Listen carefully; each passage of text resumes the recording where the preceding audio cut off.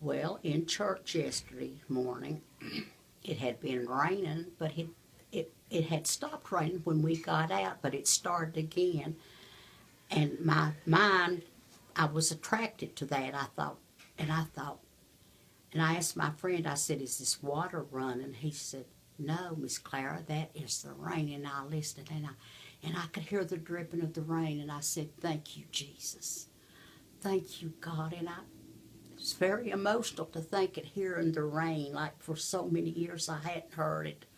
And walking out to get the mail, the crinkling of the leaves, or the dripping of the water, or the distinction of my children's voices that, that I've taken for granted for so long. But we don't have to take anything for granted. God said, ask and you shall receive. And I asked for a good healing and a good doctor, and praise God, He sent me to one. And I thank God for you. Thank you.